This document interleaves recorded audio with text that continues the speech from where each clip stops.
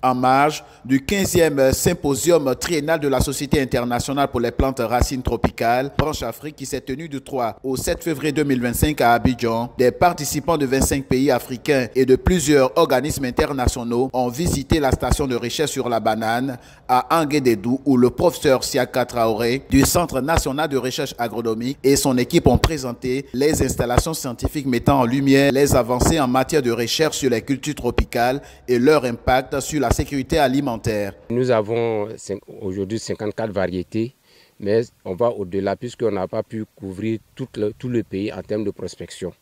Donc ces 54 variétés, chacun a ses spécificités. Il y a des variétés améliorées, il y a des variétés traditionnelles.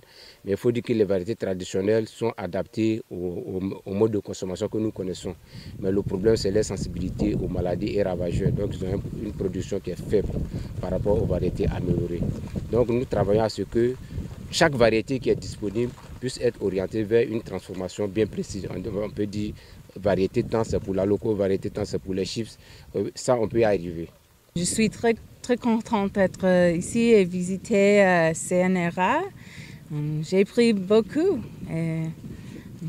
sur les bananes, les plantains. Nous avons travaillé sur comment produire plus de bananes plantains. On a travaillé, c'est-à-dire on est parti de la densité 1666 que les gens avaient l'habitude de faire. On a proposé une densité plus élevée, c'est-à-dire 2000 à 2500 plants par hectare, sans toutefois diminuer la qualité du régime, c'est-à-dire le fruit qui est un critère la taille du fruit qui est un critère du marché. Avec cette densité, on ne diminue pas la taille du fruit. Et donc c'est déjà un acquis, ça permet d'avoir une meilleure productivité de la banane plantain.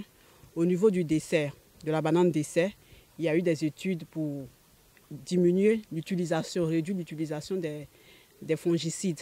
Pour rappel, cette activité a pour objectif d'exploiter les technologies de pointe et la résilience climatique afin de promouvoir des partenariats pour une gestion durable des cultures tropicales à racines et tubercules, ainsi que des bananes. Il vise également à assurer la sécurité alimentaire, à réduire la pauvreté et à favoriser le développement économique dans la région. Grâce au Centre national de recherche agronomique, la Côte d'Ivoire démontre son engagement à relever ces défis.